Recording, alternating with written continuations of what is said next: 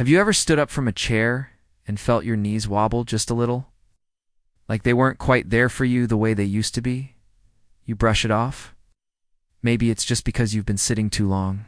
Maybe you're just tired. Or maybe it's age. That quiet whisper starts to echo louder as days go by. My legs are getting weaker. And we convince ourselves it's normal, just another part of growing older. But what if it's not? What if the slow fading strength in your legs isn't just age sneaking up on you, but something you're doing every single day without even realizing it? Something tiny, something fixable. You see, leg weakness doesn't always arrive with a crash. It tiptoes in. One skipped stretch. One long hour of sitting. One moment of saying, "I'll move later." And suddenly, the body starts to forget how strong it once was. I remember my aunt full of life in her 50s, who used to dance while cooking dinner. She loved salsa music and spun around the kitchen like it was her personal stage. But somewhere along the way, the music faded. One day she said, "My knees hurt when I go down the stairs. Then I feel off balance." Then she just stopped dancing. It didn't happen overnight. But when I asked her what changed, she said, "Nothing really. I'm just older now." Except that wasn't true. The first habit that silently chips away at the strength in your legs, sitting too long, it's not just about being inactive. It's about stillness becoming your default. When you sit for hours working, watching TV, scrolling through your phone, your leg muscles begin to forget their job. Muscles need movement to stay alive, to stay connected to your brain, to your balance, to your sense of stability. But when they're idle for too long, the message gets blurry. The body starts to unlearn strength, and it doesn't warn you with a loud crash. It whispers. A little stiffness here, a little shakiness there, till one day the ground feels just a bit too far away when you try to stand. But let me ask you this. When was the last time you stood up just to stretch, not because you had to, but because you wanted to stay strong? Here's the second quiet thief. Skipping leg engagement during everyday tasks, like brushing your teeth while hunched over the sink, or waiting for your coffee while leaning all your weight to one side. You might not think of it, but those tiny moments, they're training your body. It's teaching it to rely on shortcuts. And the more we lean, shift, or slump, the less we truly use our legs. Your legs are like loyal friends, quiet, dependable, strong. But even the most loyal friends grow distant if ignored. I once saw an elderly man, maybe late 70s, standing in the park, not walking, just standing tall, eyes closed, barefoot on the grass. I asked him, "What are you doing?"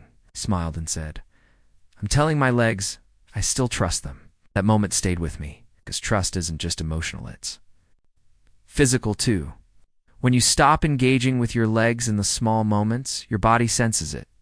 It assumes you don't need that strength anymore, and slowly, lets go. And here comes the third habit. Avoiding discomfort. Now that one sounds strange, doesn't it? Why would anyone seek discomfort? But think about how often we avoid stairs and take the elevator. Or we skip squats because they make our knees ache. We avoid lunges because our thighs burn. Choose comfort over and over again. And in doing so, we signal to our body, let's not challenge ourselves. Let's play it safe. But strength doesn't live in safety. It lives just on the other side of effort. A little burning in your thighs. Muscles waking up. A little wobble in your balance. That's your nervous system tuning in, you see. When we stop inviting our legs to the dance of discomfort, they stop showing up at all. The connection between mind and muscle fades, and soon, what used to be a little hard becomes nearly impossible. I know that feeling. Maybe you do too, when stairs look taller than they used to. When standing after sitting too long feels like a task. When your legs no longer feel like home. But don't blame your age. Blame the habits, those tiny everyday choices that silently shape your strength. And the good news? Habits can change. Even the smallest shift can wake up your legs, your balance, your body's deep memory of movement. Let's keep walking down this path together, because in the next Part we're going deeper, into the moments we don't talk about, the quiet damage that builds, and the deeper story our legs are trying to tell us. They say the body keeps the score, and in so many ways. The days you sat still because sadness weighed more than your body. The times you didn't get up not because you couldn't, but because you didn't want to. They remember the waiting, the neglect, the fear of falling. And maybe, just maybe, they remember the pain of feeling forgotten. Let me tell you a story. It's not about someone famous. It's about someone like me. Maybe like you. Her name was Clara. She was 63 when I met her. Soft-spoken, lived alone, never had kids. She loved tending to her tiny garden, just a few herbs and cherry tomatoes in pots.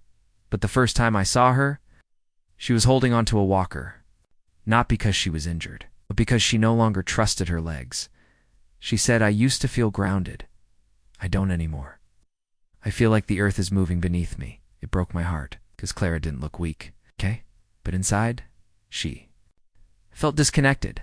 She told me something I'll never forget. My legs didn't give up on me all at once. They slipped away. While I wasn't looking. It started with mornings in bed a little longer, and skipping walks because the weather was too hot or too cold or too much. Then she stopped kneeling in the garden, and bending felt like a chore. Then the fear came. What if I fall?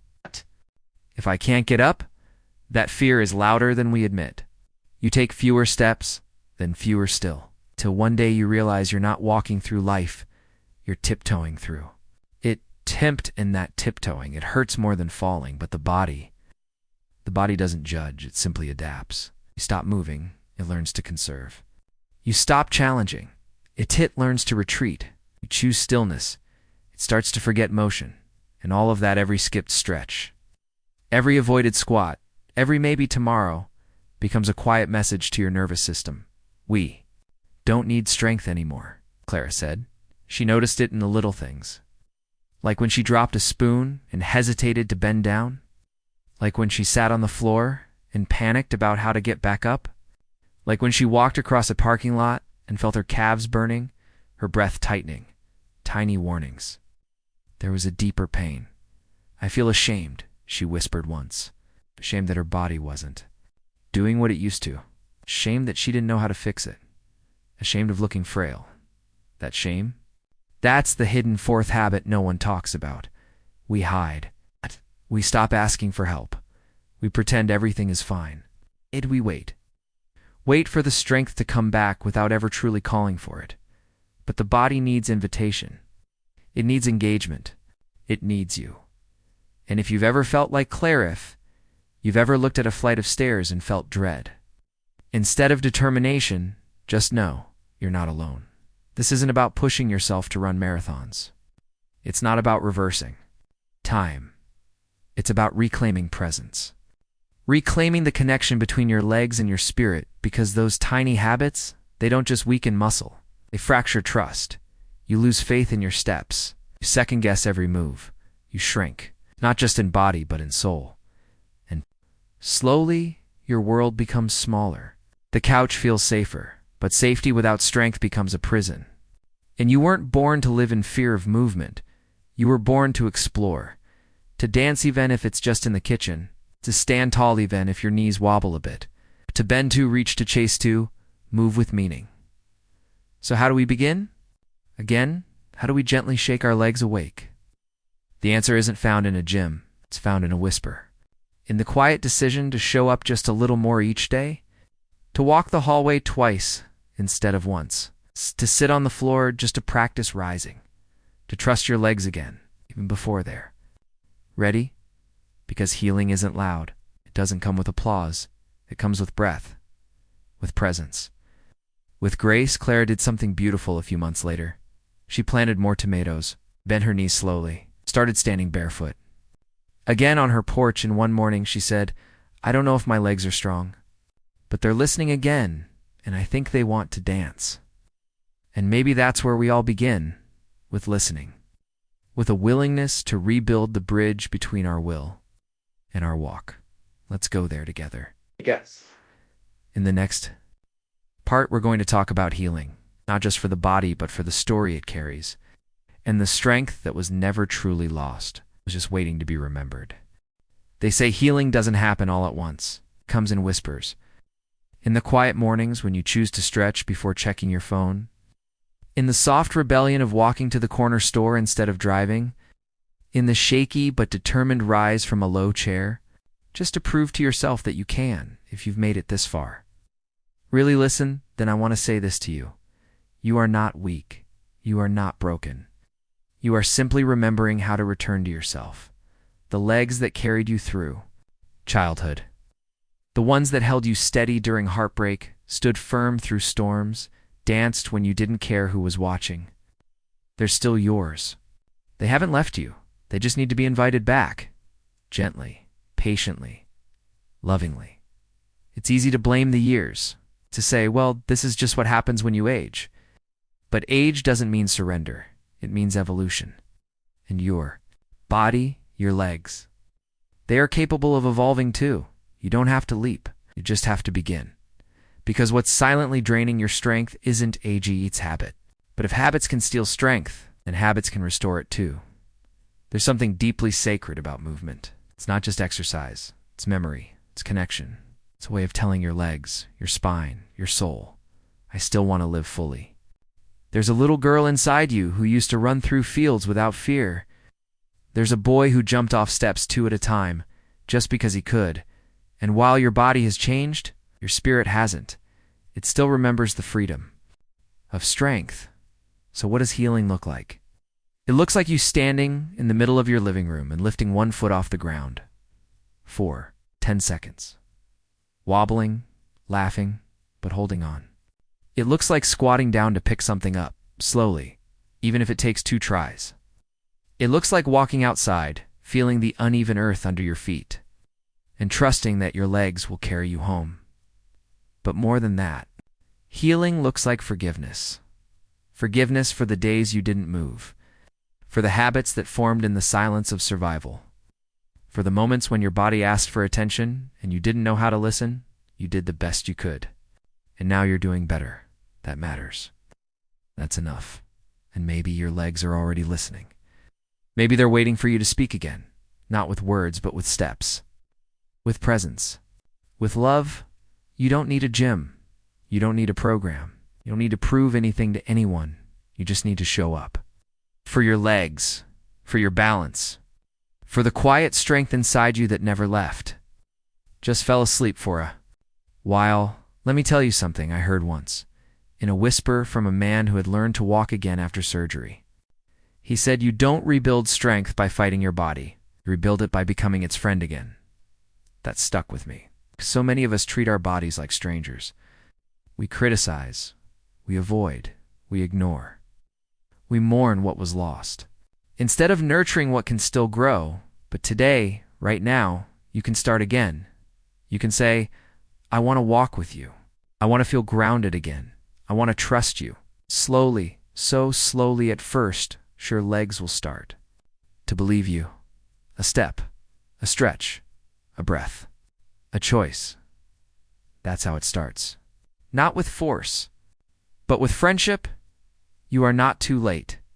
You are not too old. And your strength is not gone. It's resting. It's ready. So let's promise something together. You and I. Let's not wait until the stairs scare us. Let's not wait until we fall. Let's not wait until the garden becomes a place we only look at from the window. Let's rise, even if it's slow. Even if it's shaky, even if it's silent. Let's rise. Because there's still music in your life and your legs. They still remember how to dance. Asterisk.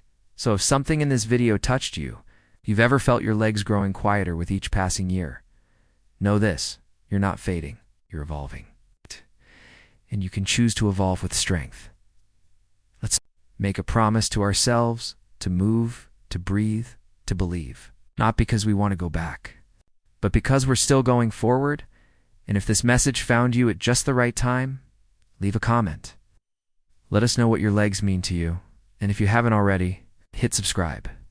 Because this journey is one we walk together. And remember, we can't change the past. We can love the part of us that's still trying to stand.